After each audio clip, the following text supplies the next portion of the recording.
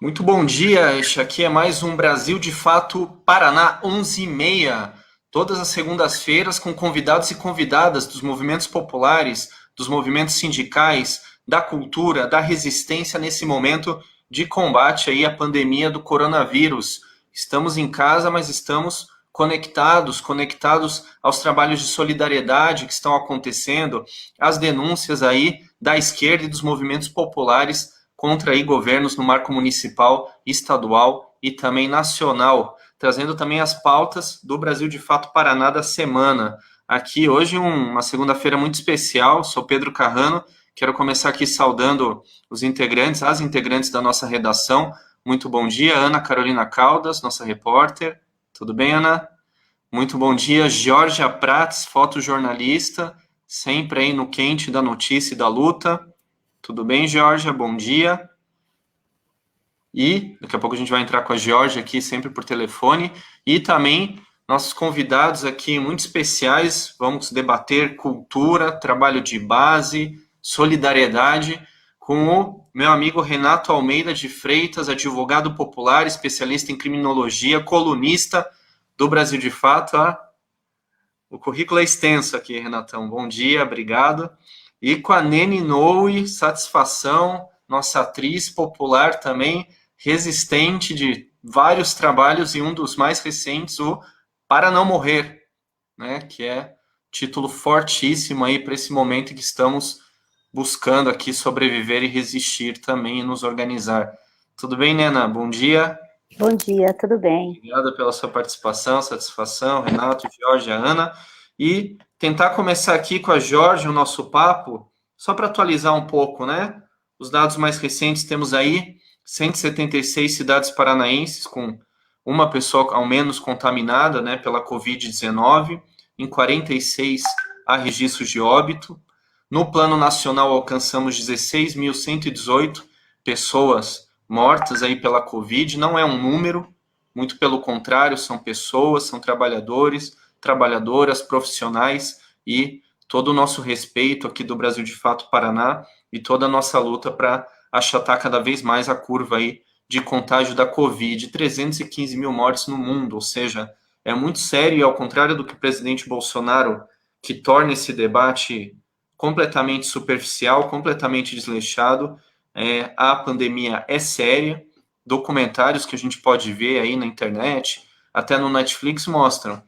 Pode ser um vírus que não tem a taxa de letalidade como aí de outros vírus recentes, mas justamente por não ter, a sua possibilidade de contágio é muito maior, justamente por as pessoas poderem transmiti-lo, né? Isso sobrecarrega os sistemas de saúde, isso sobrecarrega os profissionais da saúde. E essa vai ser, inclusive, uma pauta do Brasil de Fato Paraná dessa semana. Como está a situação dos profissionais?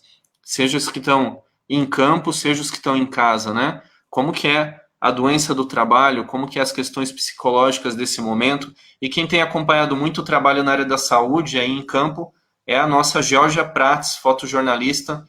Tudo bem, Georgia? Bom dia. Ver se ela me ouve aqui. Georgia, me escuta? Senão a gente vem daqui a pouquinho contigo, se ainda não entrou. Então já passo aqui para a Ana dar o seu bom dia e também a gente já começar as questões para nossos convidados e depois eu retomo aqui com a nossa Georgia para dar um pouco o relato dela de campo, né, do trabalho que ela tem feito. Ana, bom dia, tudo bem? Bom dia, Pedro. Bom dia, Renato. Bom dia, Nena. A gente tem realizado esses programas semanais e nas nossas reuniões de pauta a gente sempre define aí que tema que a gente vai trabalhar. A gente tem trabalhado temas que a gente também tem repercutido no jornal. Então, a gente resolveu tratar a questão da cultura, tanto o Renato como a Nena, né, vão falar aqui com a gente a respeito da situação da cultura em tempos de pandemia, tanto mundial como local, a situação dos trabalhadores de cultura, né? E eu vou fazer uma introdução, porque eu gostaria que a Nena, então, conversasse com a gente a respeito disso, né? Como o Pedro bem falou, Nena é uma das atrizes, assim, que representa a linha de frente por muito tempo, né? Resistência por muito tempo, e tanto fazendo as peças como militante aí da área de cultura. Então, tem toda a propriedade para responder algumas questões necessárias para a gente entender o tema da desvalorização da cultura, né? A gente pode dizer que nos 2 últimos governos, antes do governo Bolsonaro, a gente teve cortes bem grandes, né? Cortes orçamentários, e aí a gente inclui o governo Dilma e o governo Temer, mas existia uma narrativa de valorização da cultura. Mesmo o Temer, que acabou lá o Ministério da Cultura, ele voltou atrás depois daquela forte mobilização dos artistas, né? Contra o fim do Ministério da Cultura. Ele voltou atrás, né? Então a gente tem essa história aí de cortes orçamentários, a gente teve um momento aí de grande auge das políticas culturais, dá para citar aí o ministro Gilberto Gil, o ministério dele, e hoje a gente não tem nem narrativa de valorização da cultura, muito pelo contrário, a gente tem uma narrativa de desdenhar a cultura e de desvalorizar a cultura e os trabalhadores da cultura. Então a gente já tinha isso no governo Bolsonaro, vem a pandemia, isso piora. Né? Então, e ao mesmo tempo, a gente tem exemplos mundiais de países ajudando os trabalhadores da cultura, reconhecendo que os trabalhadores da cultura são essenciais, né, para o desenvolvimento econômico, enfim. Então, a gente tem exemplo da Alemanha, Reino Unido, França, e temos um exemplo aqui na América Latina do Equador, né, que tem um projeto de ajudar os trabalhadores de cultura com menor renda, fazer com que eles se apresentem em casa. Então, a gente tem iniciativas mundiais, tem uma iniciativa aqui, que aí eu queria que vocês conversassem a respeito, que é em São Paulo, né? O prefeito de São Paulo fez também uma ajuda aí aos artistas, desculpe, nos Janelas da Cultura, alguma coisa assim, deu 10 milhões para esse projeto, ajudando artistas. Então, algumas iniciativas bem pequenas no Brasil para ajudar os trabalhadores da cultura, mas a gente vê que os trabalhadores da cultura estão com grandes problemas, né? Junto com outros tantos trabalhadores, porque de um lado tem a desvalorização e do outro lado os artistas perderam, né? Os artistas são, como disse o do Vivier, de Gregório do Vivier, os artistas são trabalhadores que necessitam da aglomeração, né? Então a gente tem aí os trabalhos interrompidos. Eu queria que você fizesse uma análise, Nena, sobre isso, mas eu vou fazer a seguinte pergunta: por que a cultura é tão desvalorizada no Brasil, né? E não só pelo governo, não só pelos governos, mas pela população, porque a população, ao mesmo tempo que ela está em casa consumindo cultura, né, ela não apoia, né? A população não consegue apoiar a arte e cultura como um trabalho importante, né, tanto em tempos de pandemia ou como outros tempos. Então, uma análise a respeito disso, Nena, para a gente começar. Olha, não sei nem por onde começar exatamente, né? Mas eu acho que a gente pode começar dizendo que a gente está num governo, numa gestão de governo federal, onde foi extinto o Ministério da Cultura. O Ministério da Cultura, ele surge logo após a ditadura militar. Então, e não por acaso, ele é extinto neste governo, né? Então, acho que nada por acaso, há um desmonte na cultura, os artistas que pensam e que produzem e que dão novas visões e possibilidades de mundo para a sua comunidade, para os seus pares, mas principalmente para a população. Isso não interessa, né? Isso não interessa nem para o governo federal, nem para o governo estadual, porque o nosso governador extinguiu também a Secretaria da Cultura. O Paraná é o único estado que tem uma Secretaria de Cultura extinta, ou seja, foi criada e foi extinta. Então, nada, não é segredo, né, de ninguém que Ratinho é ali com o Bolsonaro. Então, nada é por acaso, né? As coisas não se dão soltas, né? Eu acho que tem um projeto de desmonte dos artistas e da cultura. Artista virou bandido, né? A gente virou bandido, mesmo estando na casa das pessoas. Talvez o contato com os profissionais que as pessoas mais estão tendo nesses 2 últimos meses no isolamento sejam dos artistas, seja de teatro, de cinema, de televisão, são os artistas. Eu acho, Ana, que a população, acho que depende um pouco, acho que não tem uma cultura de Alô, vocês estão me vendo? Oi? Oi, acho que caí, hein? Não, Nena. Não? É que eu parei de ver vocês. Não, Tá. mas a gente está te ouvindo. Eu acho que mais ou menos. Por exemplo, o meu espetáculo, Para Não Morrer, de 2017 a 2019, ele foi visto por 27 mil pessoas. Eu fiz esse espetáculo através de SESCs, através de venda direta, através de ingressos, de bilheteria, e o público foi. Então, eu acho também onde você insere. Se esse público valoriza hoje, ou ontem, desde ontem que eu falo passado, né? Eu acho que é uma questão cultural mesmo, assim. Acho que o Brasil não tem teatro, então é considerado um produto de elite, né? Então acho que não é tão fácil que a população apoie, porque existe um direcionamento, acho que tem uma fazeção de cabeça, para popularizar o termo, de que arte e cultura não é importante, principalmente arte. Um direcionamento, acho que tem uma fazeção de cabeça para popularizar. Gente, eu tô me ouvindo. Vocês estão me ouvindo? Te ouvimos sim, Nena. Sim, né? Veio um eco aqui. Então, eu acho que a questão da população é também o que é mostrado, né? E nesse momento, por exemplo, que a gente está numa pandemia, onde o Brasil é o quarto país do mundo, né, em casos de crescimento do Covid-19, onde o presidente da República diz que por ele estaria tudo aberto, eu vejo que as pessoas repetem na prática esse discurso. Ou seja, não estão fazendo isolamento total, não usam máscara, a gente teve aqui no Paraná, né, em Araucária, a gente teve um caso que resultou em morte, né, do cara que não queria botar máscara para entrar no supermercado. Então eu estou falando isso porque eu acho que o povo traduz, de alguma forma, o que é dito e o que é colocado como verdade. E todas as mentiras do Bolsonaro viraram verdades, desde a campanha eleitoral, né? Então eu acho que a gente está num lugar muito... Eu não gosto de falar isso, eu não gosto de usar essa palavra, mas a gente está num lugar muito difícil, nós artistas. Eu sempre digo o seguinte, também, para compensar isso que eu estou dizendo, para a gente nunca foi fácil, Então a gente já está calejado, a gente sabe como é que é, a gente não cai com qualquer vento, apesar de que isso não é um vento, é uma tormenta, né?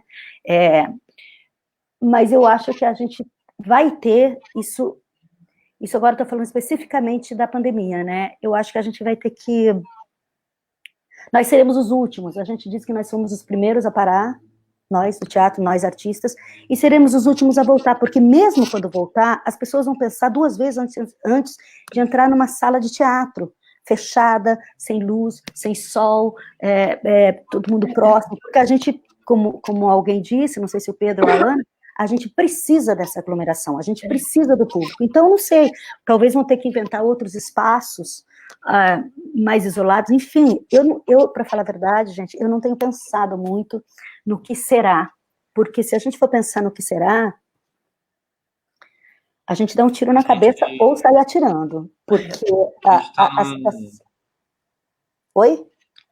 A gente está num espectro interessante, né, Nena, e Ana e Renato, de ter aqui dois convidados que trazem um pouco, né, a Nena com esses trabalhos, né, que ela já desenvolve há muito tempo e sempre presente na cena cultural, e queria chamar o Renato um pouco para essa conversa também. O Renato tem um trabalho de base, né, em comunidades periféricas, Renato, que se não me engano envolve também criação de centros culturais, trabalho voltado à juventude.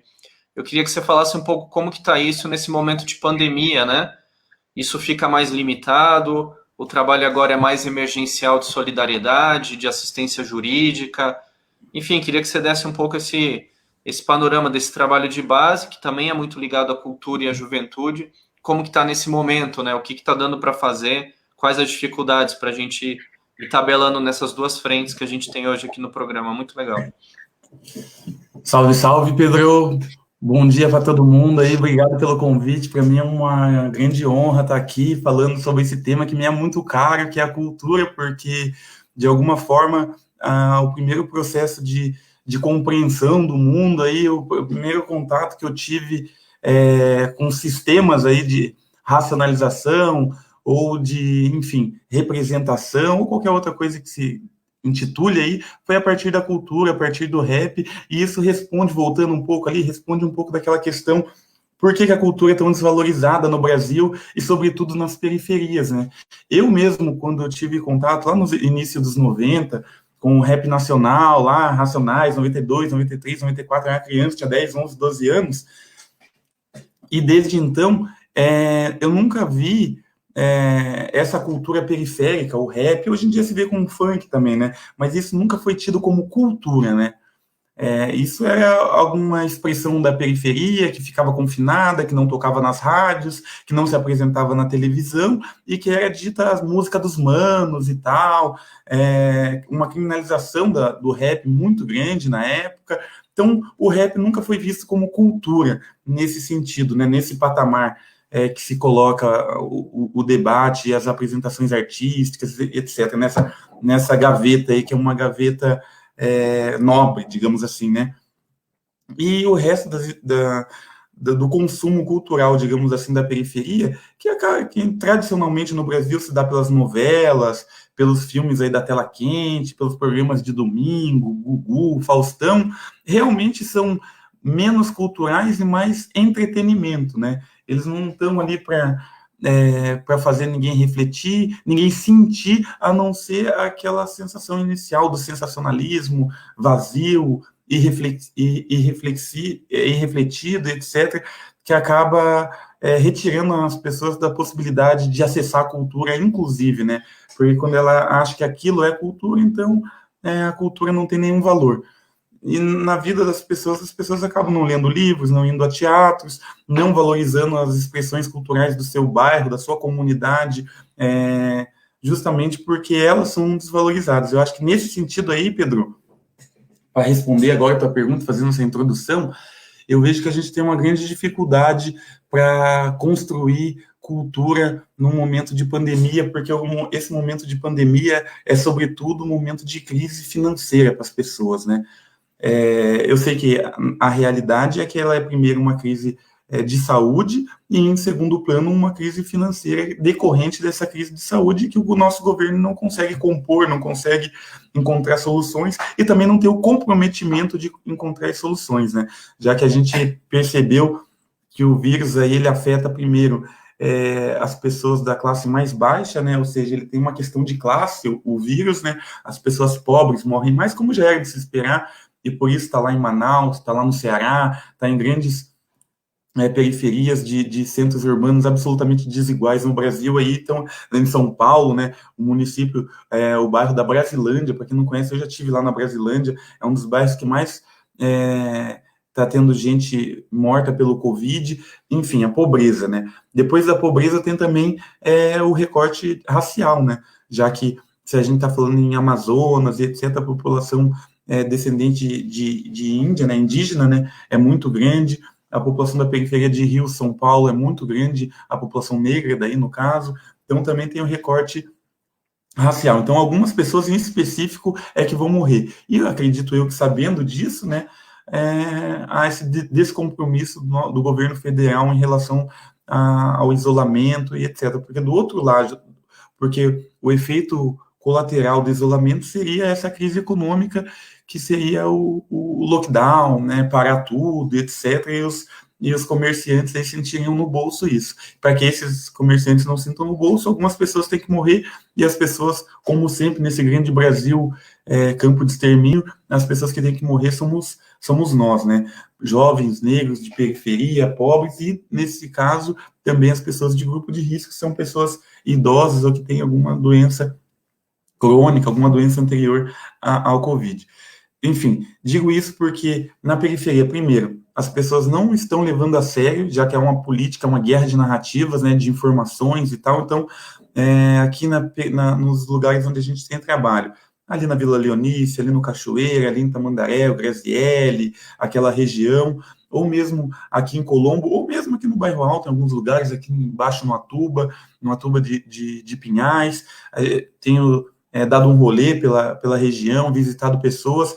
A gente faz uma campanha de arrecadação de alimentos, Pedro, e nessa campanha aí a gente tem o prazer de chegar nas pessoas, nas casas, entregar as cestas básicas, mas também ter um diálogo, uma conversa, mostrar a gravidade do assunto, a gravidade do vírus, o potencial de contágio do vírus, a forma repentina como ele se manifesta no corpo e já leva à letalidade, e tentar dar um senso de gravidade para as pessoas, porque elas não estão tendo. As pessoas estão na rua, estão jogando futebol. Eu fui no fim de semana passado ali no Vila Leonice, lá na quebrada, lá a galera estava organizando um campeonato de futebol no terreno baldio lá, criançada correndo, pipa, futebol, uma cerveja e tal. Então, você vê que o senso que a gente tem sobre a doença não é o mesmo que eles têm. E daí, se você for conversar, a pessoa fala, mas o presidente falou isso, mas não sei quem falou aquilo, a Globo mente. E a Globo mente por muito tempo no Brasil, então ela se tornou realmente uma portadora da verdade duvidosa, né? Mesmo quando é verdade, a gente...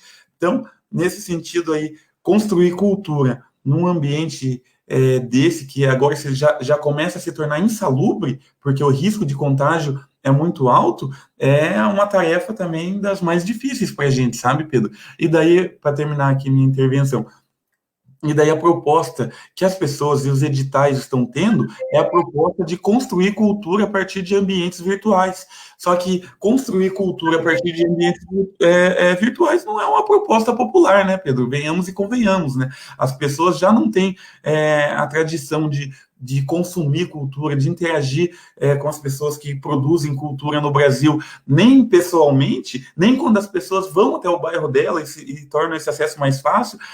Na internet é muito maior, porque o acesso à internet, esse streaming, assim, tem que ter uma internet boa, tem que ter um computador bom, tem que ter um ambiente sem ruídos em casa, ou sem outros estímulos e tal. Então, isso daí se torna uma proposta, infelizmente, para a classe média. A gente ainda está nas vias de construir um modelo alternativo de cultura para esse tempo de pandemia, que se preocupe com a segurança e que também esteja no bairro. Então, isso é um grande desafio, Pedro.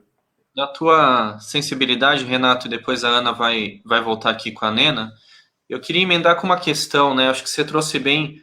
O bolsonarismo se caracterizou por isso, né, Renato? Setores da classe média alta, da classe média aderiram com força. Ele mantém esse núcleo forte de até 30% de apoio, um pouco menos, né? Mas a gente sabe que também ele chegou numa franja das camadas populares por conta disso, esse discurso fácil, essa crítica à Globo, que sempre também nos oprimiu, etc. Mas nesse momento a gente tem 16 mil mortes, né? E um presidente que não está fazendo o luto, que a gente sabe que para a nossa população, até mesmo nos setores mais complicados, a gente sabe que a questão do luto é importante. Você sente um começo de desgaste do governo Bolsonaro nos teus trabalhos com a população, ou ainda é cedo para dizer isso? Ele ainda tem esse discurso que ainda consegue se manter. Como que você está vendo isso, Renato? Eu sinto, Pedro, sinto sim. Sinto pessoas aí que já estão chegando na gente, já estão falando que se arrependeram, pessoas próximas, inclusive, pessoas que eu conheço aqui do bairro mesmo. Tal, votei no cara, mas tudo que ele falava era mentira.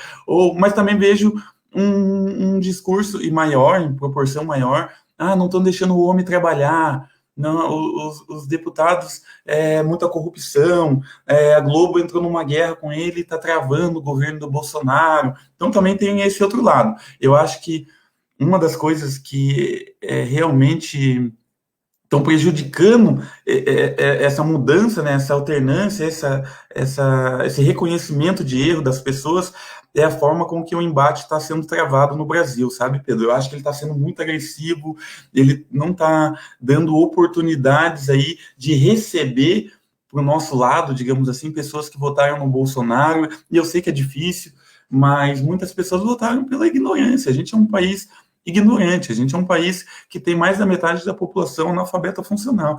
A gente é um país, Pedro, que eu vi numa pesquisa atrás, não vou falar a fonte agora que não lembro, mas é só jogar no Google, que 1/3 da população universitária do país é analfabeta funcional, Pedro. Então, isso daí foi também uma crítica que a gente da esquerda deve fazer, que é da forma com que a gente inclui as pessoas no ensino superior. Era esse o projeto de inclusão no ensino superior, que as pessoas não conseguem ter um mínimo de reflexão crítica sobre sua vida, sobre o lugar a que pertence, sobre o objetivo político que se deve ser encontrado de acordo com seus próprios interesses? Não, as pessoas pensam com a cabeça do patrão, da mídia, da fake news, e por ter um debate tão acirrado, tão conflituoso, tão agressivo, as pessoas tendem a não mudar de opinião até que sejam absolutamente obrigadas. Aliando isso, a ignorância, porque a ignorância é isso, né? A ignorância vem acompanhada daquela arrogância, aquele orgulho, né? Que só verdadeira e autêntica ignorância dá, né? Aquele orgulho de não saber as coisas e falar do mesmo jeito, né? Aquela arrogância de achar que é melhor que as outras pessoas. Então, as pessoas querem que você escreva, que você desenhe, que você demonstre, que você prove e mande a prova por Sedex na casa dela. Quando isso tudo acontece, ela tem um estalo e fala, não é isso, mas se não fosse o PT... Então, Pedro, a gente não está numa saída fácil. Eu acho que o Bolsonaro realmente está se desgastando na periferia muito. Eu acho que ele vai começar a se desgastar principalmente na periferia justamente por isso. Ele não está respeitando o luto e as mortes estão chegando. Infelizmente, pelo que a gente está vendo, vão chegar em níveis ainda maiores. E isso, por si, vai ser um elemento corrosivo da popularidade do Bolsonaro na periferia. Mas nas classes médias, média abaixo, comerciante, milícia, que a gente tem que saber, Pedro, falo aqui ao vivo para todo mundo ouvir, porque alguém tem que falar, né? E aqui em São José dos Pinhais, a gente tem uma das maiores milícias da região sul do Brasil, Pedro. Aqui em São José dos Pinhais, porque ali tem o batalhão do Guatupê, porque ali tem todos os órgãos da polícia militar, porque os policiais militares vão morar ali nas redondezas, e, por exemplo, o Júnior Brites, lá, aquele cara que matou, torturou, ele faz parte de grupos envolvidos com a polícia, organizado, não organizado, com ou sem farda, lá na região de São José dos Pinhais. Então, em Tamandaré também. Então, as milícias vão tomando conta da região metropolitana, Pedro, e elas têm esse poder de fazer discursos, de construir consensos, porque ela constrói consenso junto com o tiozinho da mercearia, que é quem tem medo do usuário de crack, paga a polícia e diz, se não for o policial aqui na frente, com ou sem farda, eu vou levar prejuízo. Então, esse tiozinho que tem acesso a todo mundo e que é visto como um modelo de êxito no bairro, porque ele é comerciante, porque ele tem dinheiro, porque ele tem condição, ele produz consensos. E o consenso, no momento que ele está produzindo, é o consenso ainda bolsonarista. Então, isso tudo tem que ser levado em conta, tá ligado, Pedrão? Renato, queria aproveitar isso, você falou muito da questão de formação de consciência, da questão de ignorância, e, né, sempre é muito bom ouvir você, Renato, né, que fala todos os lados aí da situação da periferia. Eu queria utilizar esse teu pensamento em relação da formação da consciência e, mais uma vez, afirmar que a arte e cultura é bastante importante para essa formação da consciência, né? Eu acho que a gente contribui historicamente, a arte e cultura contribui historicamente para a formação da consciência da população. A Nena mesmo colocou que não é assim que a população ignore a arte, né? De um lado, talvez não tenha acesso, e de outro, a Nena colocou aqui os números da sua peça, 27 mil pessoas, e eu queria trazer outros números aqui para a gente voltar a falar um pouco sobre os trabalhadores da cultura. Me chamou bastante atenção, me calou fundo a frase da Nena quando diz que os trabalhadores da cultura foram os primeiros a parar e serão os últimos a voltar, que nesse momento não há como pensar para o futuro, né? Acho que tem que pensar, ressignificar no presente, né? Muitos trabalhadores da cultura estão em suas casas, não estão produzindo, buscando, né, a ajuda aí financeira. Outros trabalhadores da cultura tentando ressignificar suas atividades, né? Mas eu trouxe alguns dados aqui, que são 5 milhões de dados do IBGE de 2018, 5 milhões de pessoas trabalhando no setor cultural, que representam 5,7% dos ocupados no país, e em 2017 representaram 2,64% do PIB brasileiro, né, os trabalhadores da cultura. Ou seja, se a cultura para, se a cultura entra em colapso, né, que mais ou menos nesse momento a gente não sabe qual é a perspectiva de futuro, isso também vai incidir na economia brasileira, apesar da gente nunca falar a respeito, dos governos brasileiros nunca falarem, né, de quanto a cultura é importante no desenvolvimento econômico do país. Nena, eu queria passar para você agora novamente, né? Você terminou falando aí sobre não vamos pensar no futuro, não há como pensar, porque realmente vocês, eu acho que os trabalhadores de cultura estão ressignificando, muita gente já indo para a internet, mas ao mesmo tempo pegando esse lado aí do Renato, que é uma parcela da população que vai ser atingida com as produções na internet, né? Ajudas muito pequenas para os artistas. Eu queria que você falasse a respeito dos trabalhadores da cultura nesse momento, juntando essa questão de que a gente não tem ajuda governamental, mas tem muitas ações de solidariedade acontecendo. Né? Então, para a gente não ficar no negativismo, né? Tem as ações de solidariedade junto às comunidades carentes, mas também está tendo ações de solidariedade para os trabalhadores de cultura. Vocês têm ressignificado isso. Então, vamos presentificar, porque realmente acho complicado falar para o futuro, né? Especialmente para os trabalhadores de cultura, mas eu queria que você falasse, pensando aí esse lado um pouco mais positivo, sem romantizar, é claro. Não, eu, na verdade, eu não finalizei com essa fala pessimista. Assim, a gente tem várias pessoas do Teatro em Movimento, eu vou falar do que eu sei, pode ser que tenha mais coisa. O Teatro em Movimento é um grupo que se criou em função de umas questões com o SATED, que é o Sindicato dos Técnicos e Artistas e Espetáculos de Diversões do Paraná, que é o nosso sindicato. Insatisfeita com as ações desse sindicato, esse grupo se criou e tem feito coisas, entre elas um mapeamento das pessoas, dos artistas que estão em situação de vulnerabilidade, e também das pessoas que querem ajudar esses artistas, e um mapeamento de uma forma geral.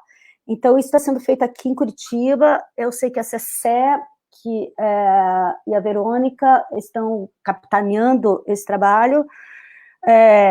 E queria falar sobre a PL que vai ser votada essa semana, que é a 1025, que a Jandira Fegali juntou, digamos, todas as propostas, todas as PLs, juntou tudo e fez um substitutivo para ser votada agora, acho que talvez na quinta-feira. Essa PL 1025, a gente está fazendo um apelo, ataque, que é a articulação dos trabalhadores em artes da cena, que é uma articulação nacional, da qual eu faço parte.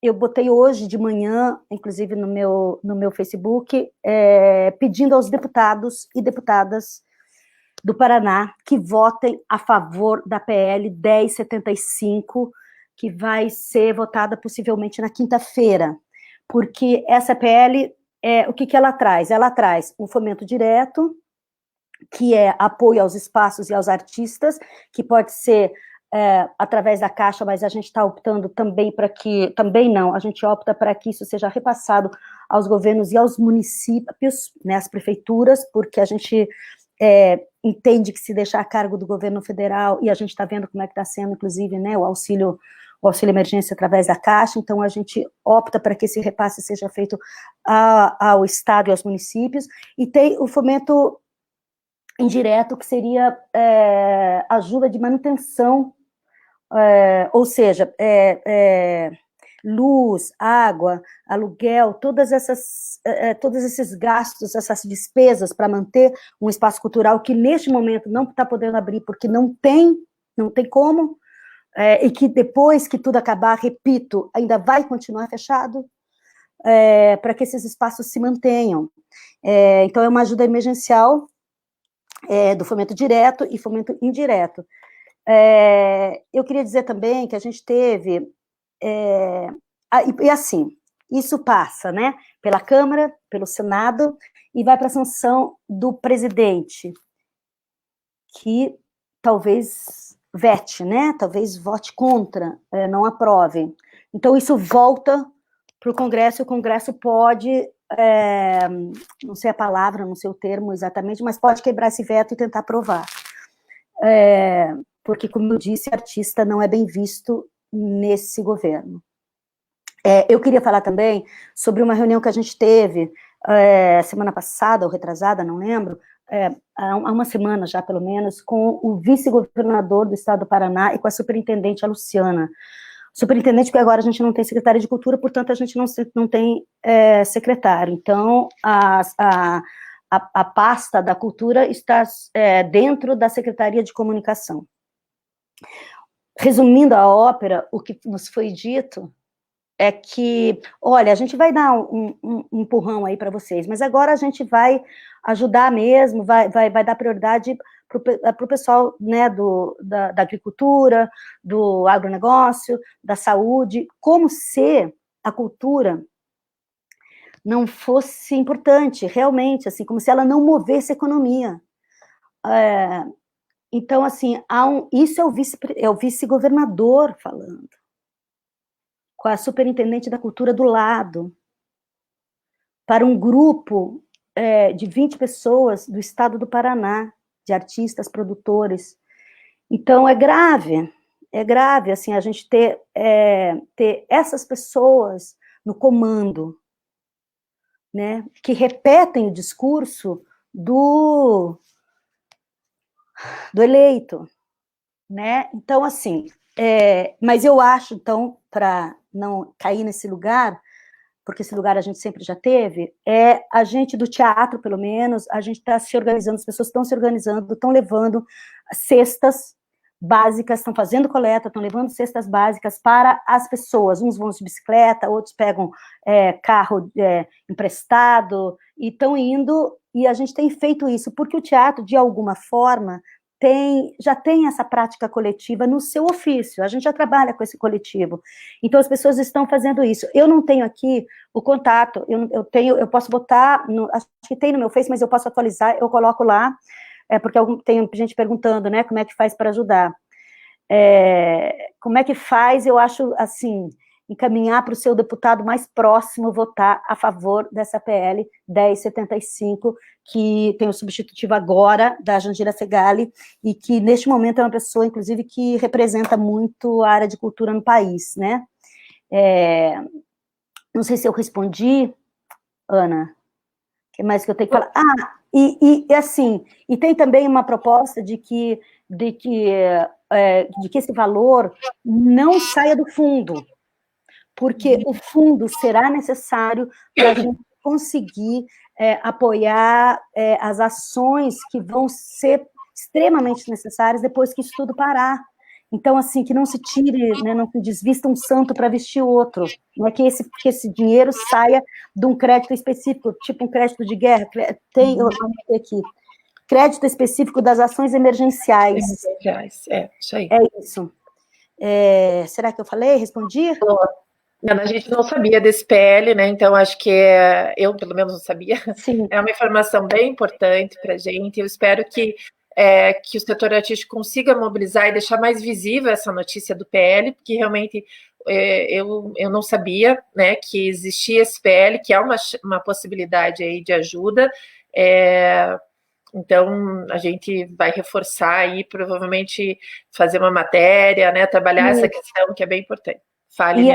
E ele está sendo aprovado agora, está sendo colocado agora em pauta, porque ele é emergencial, foi avaliado como emergencial, porque a gente está numa situação, né, que emergencial é pouco. Leona, só para finalizar, eu queria só que você detalhasse um pouquinho melhor esse projeto, né? O que ele vai objetivamente ajudar o setor cultural e artístico? Ele daria, né, para os espaços, R$10.000 para manutenção, e depois tem uma contrapartida do trabalho que esses espaços fariam, que daí depende de cada espaço que vai ser proposto, né, mas principalmente com escolas, né, um trabalho com escolas junto aos alunos da rede pública. Esse é né, que é com relação aos espaços especificamente. Tem a ajuda emergencial dos artistas, e tem esse terceiro braço, que seria o apoio à manutenção, né, à infraestrutura, e também ao adiamento de alguns prazos, por exemplo, de execução de projeto de lei de incentivo, a gente não está tendo como trabalhar. Eu cancelei meu espetáculo, porque eu não tenho como, e não terei, mesmo depois que voltar, porque a gente não terá público. A gente pode até ter o edital, pode até ter o espaço, mas a gente não vai ter público. Então, enquanto não voltar o público, a gente não pode retomar a nossa atividade, porque a nossa atividade é para o público. Então, seria para essa manutenção de manutenção dos espaços, né, de luz, de água, de aluguel, de pagar a equipe, enfim, isso seria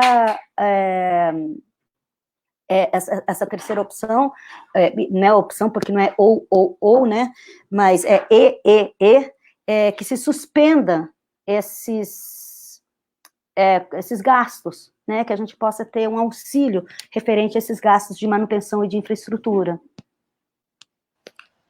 Muito bem, gente. Esse aqui é o nosso Brasil de Fato 11h30. Todas as segundas e sextas-feiras a gente traz convidados, convidadas dos movimentos populares, da universidade, da resistência, do sindicalismo.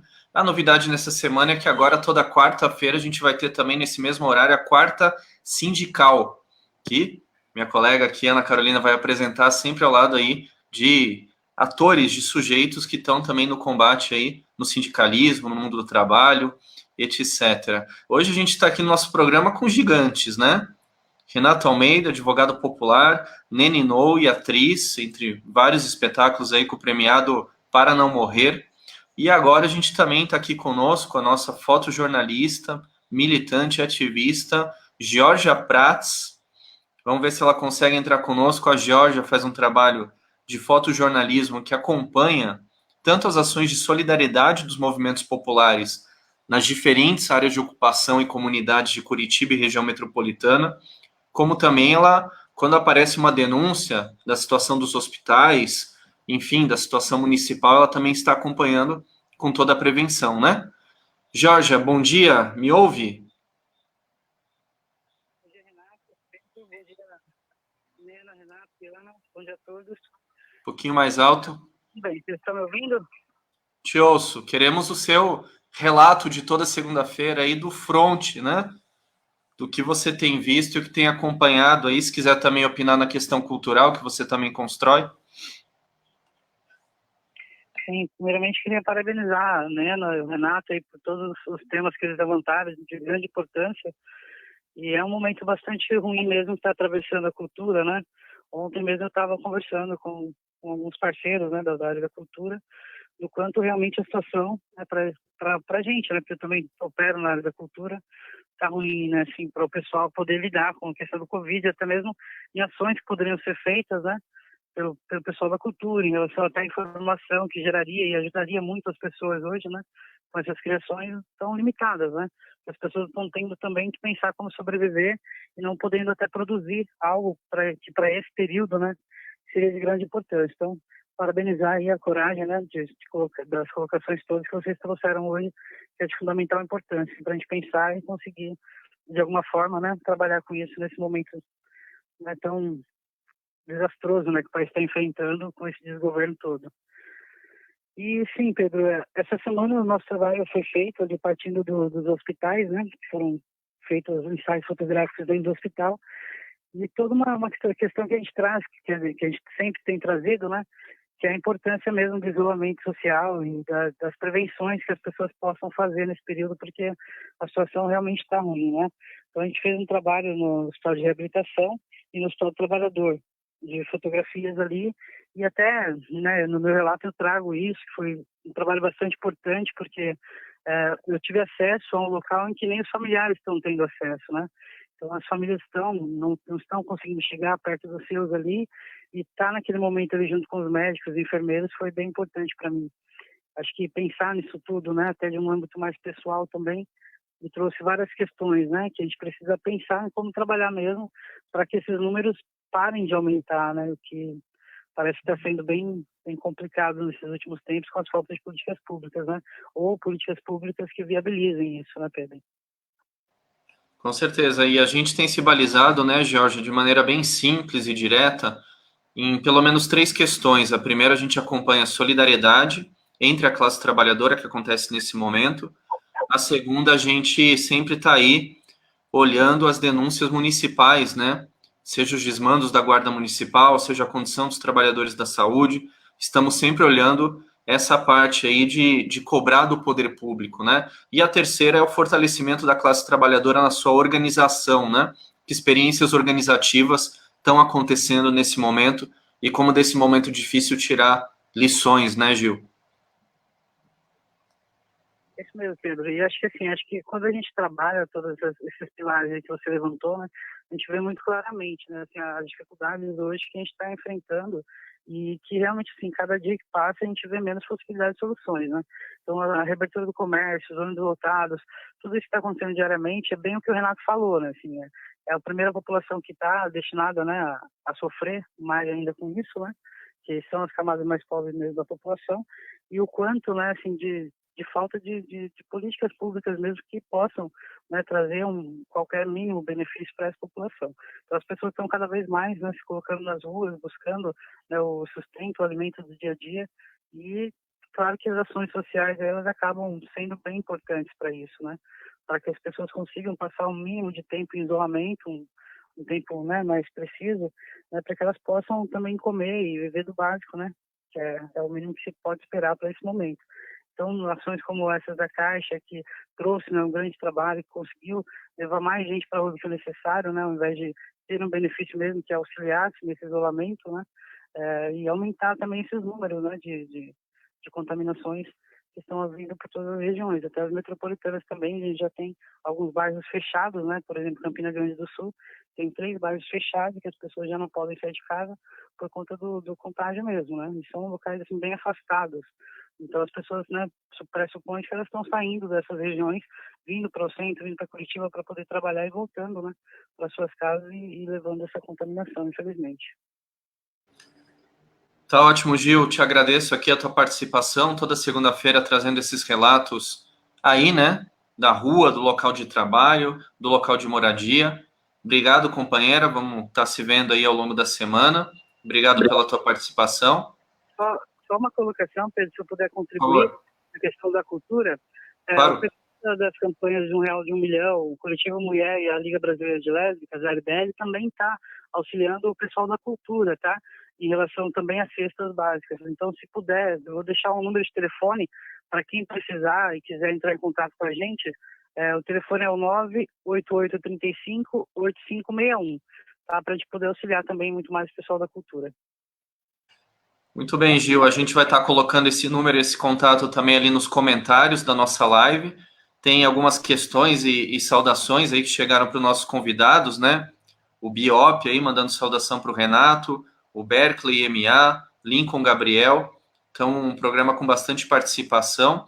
A gente lembra que toda agora, segunda, quarta e sexta, às 11h30 da manhã, a gente tem programação do Brasil de Fato Paraná. Compartilha, joga lá no grupo da família. Vamos, esse é o momento, a gente está com poucas possibilidades de se movimentar, mas esse é o momento da disputa de ideias.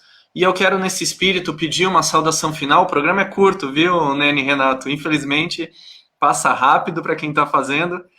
Quero pedir uma saudação final para vocês, dentro desse tema que a gente está conversando, com desafios, né? Quais que são os desafios dessa luta, seja no campo da cultura, do trabalho social, e agradecer muito a participação de vocês. Foi muito legal ter vocês em outros momentos também, né? Depois eu peço um tchau aqui para a Ana também. Renato, depois Nena, pode ser? A minha saudação é a seguinte: eu acredito muito na cultura, a cultura salvou minha vida, posso dizer isso em todos os sentidos, tanto objetivamente, né, me tirando fora do crime, de caminhos errados aí nesse grande campo de extermínio que é a periferia brasileira, seja em Piraquara, Tamandaré, Colombo, Pinhais, as quebradas que eu já morei. Então, e também a cultura me construiu subjetivamente, né, me deu valor. Quando eu ouvi o rap pela primeira vez, exaltando as minhas características, a minha cultura, né, a minha ancestralidade, a minha forma de ser no mundo, o valor do jovem negro de periferia, isso daí fez com que eu me direcionasse por um sentido e por um caminho aí de construção, de valorização e de conquista de alguma forma, e de sobrevivência. Eu sou um fã do rap nacional, né? Sou um entusiasta, construo o rap nacional junto com diversas outras pessoas, e o rap nacional, em 97, teve o CD do Racionais, em 99 ele teve milhares de outros CDs, RZO, X, Racionais, tá aí, Apocalipse 16, The Menos Crime, um monte de gente que lançou e foi o pico da cultura de periferia. 90% dos barracos da periferia, no ano de 1999, curtiam rap nacional original. No ano de 2002, a gente elegeu o primeiro presidente no período pós-democrático, que era do Partido dos Trabalhadores, que é o Lula, e que, de alguma forma, olhou para as pessoas mais pobres, olhou para nós, olhou para a periferia e tentou um desenvolvimento que nos incluísse, seja pelo consumo, seja pela abertura aí nas vagas das universidades. Ou seja, eu acredito que a cultura foi uma grande responsável, sobretudo a cultura periférica, foi uma grande responsável, se não a maior delas, para a eleição do governo Lula. E isso demonstra o poder da cultura, o poder que a gente tem de se assumir perante o espelho, o poder que a gente tem de compreender o ambiente que a gente vive, e tudo isso a partir da cultura. Então, eu aposto ainda todas as minhas fichas na cultura, e eu acho que esse momento aí do Covid nos coloca essa grande tarefa, esse grande desafio. De que forma construir as bases, a partir da cultura, para um novo senso comum, um senso comum que exclua, né, de vez do pensamento social brasileiro a frase bandido bom é bandido morto, né? É um senso comum que valorize a vida muito mais do que a morte, em que as propostas políticas sejam todas elas amparadas no bem viver e não no deixar morrer. Então, acho que é isso, né? Acredito nessa cultura de vida.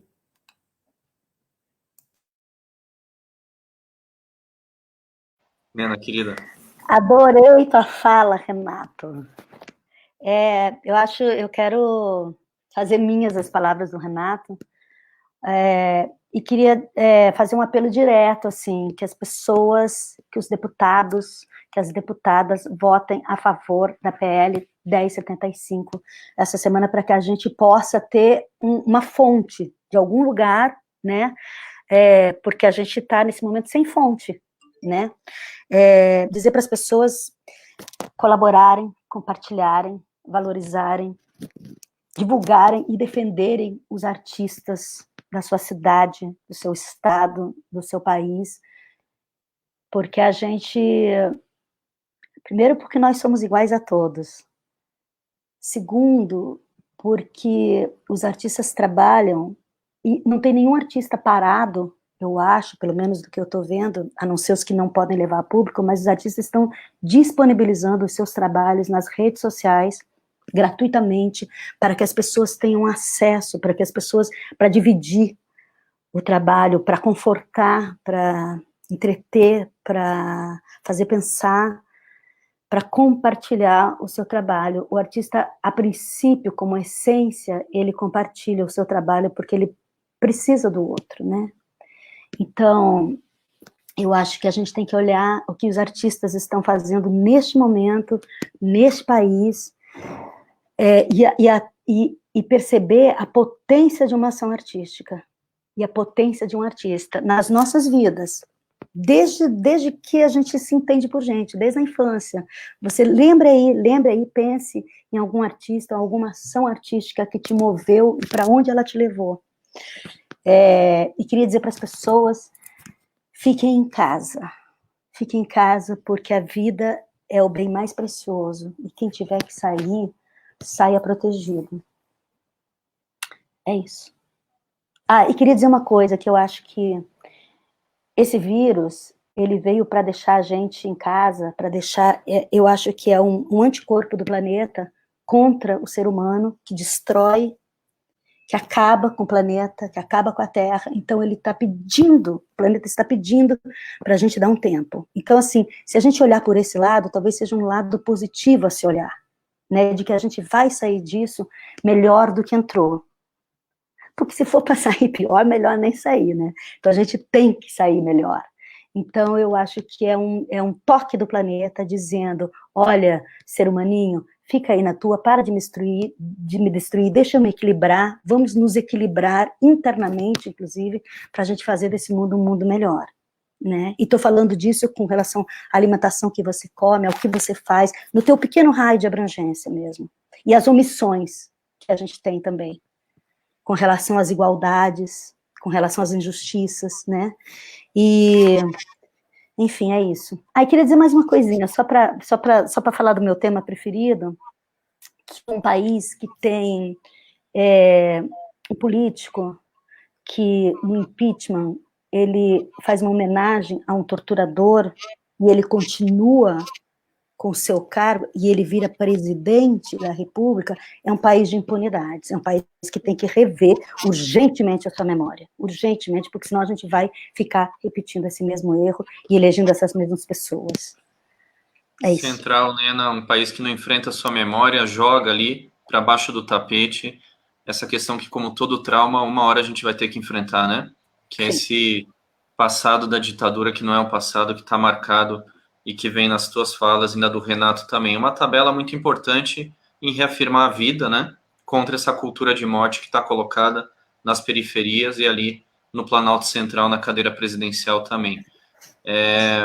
Acho que com essa mensagem está muito forte, né, Ana? Te convido a dar um alô final aí para a gente e a gente se reencontra na quarta-feira. Eu quero agradecer, Renato e Nena, pelas aulas, pelas mensagens e reflexões super importantes. E vou terminar com uma frase da Nena, que é a frase da peça dela, e frase para os amigos, que é bem importante para outros momentos e especial para esse momento, que é insistir na presença. Né? Essa frase da Nena, ela é, para mim, um mantra. E eu acho que o Brasil, de fato, Paraná tem feito isso, né? Porque a gente tem insistido na presença nos lugares em que as pessoas não têm voz, né? Então a gente tem feito esse trabalho e é muito importante ouvir estas vozes, né? Como a do Renato e da Nena, e a gente vai continuar insistindo na presença. Obrigada a vocês e obrigada, Pedro. Para não morrer.